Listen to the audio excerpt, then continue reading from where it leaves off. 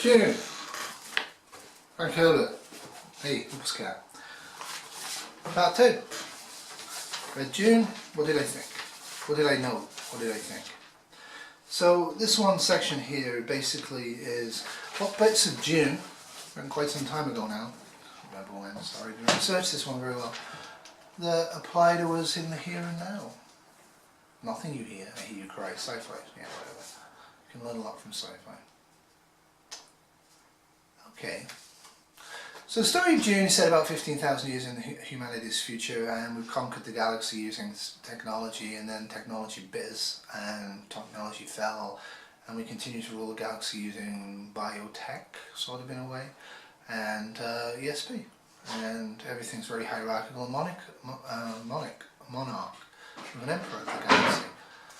You'll have to excuse the noise. Bear's got a plastic cone on his head because he won't stop licking his paw. Anyway, so what does it tell us in the here and now?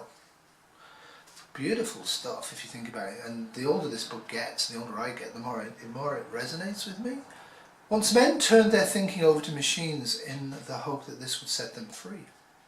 But that only permitted other men with machines to enslave them. Think on that one.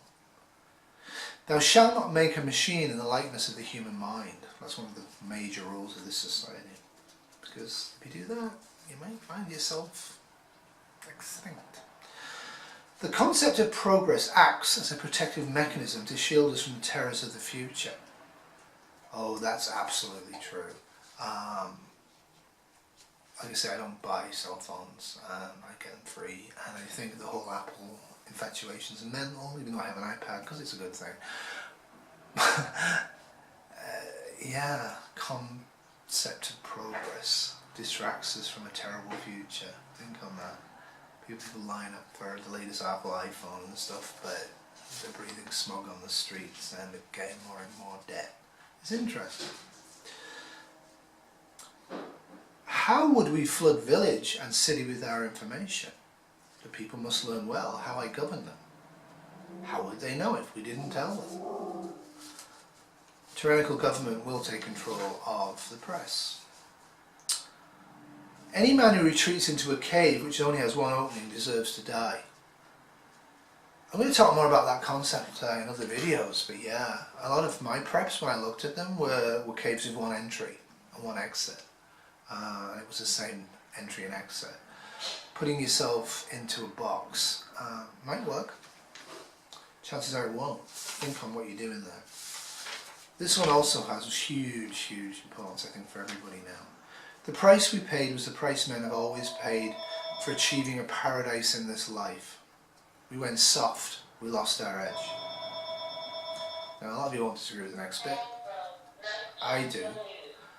The thing the ecologically illiterate don't realise about an ecosystem is that it is a system. A system! A system maintains a certain fluid stability that can be destroyed by a misstep in just one niche. A system has order, flowing from point to point. If something dams that flow, order collapses. The untrained might miss the collapse until too late. That's where the highest function of ecology is the understanding of consequences. Yep. Climate change. It is said that the desert is, it is said in the desert that possession of water in a great amount can inflict a man with a fatal carelessness. You have a lot of ammo and guns, you might be fatally careless with them. You have a lot of food, you might be fatally careless with them. Think on that. You know, people who haven't prepped enough, whatever enough is, probably have more consciousness of the preps they have and what they do with them than people who've got, I prep for years and years and I'm kind of done prepping, I've learned tons of stuff. They may be missing out on stuff. This one I'm not sure I agree with, but I think it's always an interesting thing to say. To accept a little death is worse than death itself. No, I'd rather be alive and fight back later on if I can. Shield, the old woman snapped. You know the weakness is here. Shield your son too much, Jessica, and he'll not grow strong enough to fulfill any destiny. Yep, kids need to suffer, people need to suffer. This is also true for modern society. The proximity of a desirable thing tempts one to overindulgence. Anyway, hope you've enjoyed that. That was Dune, Frank Herbert, Emil Biedner, Selected Quotes, Part 2.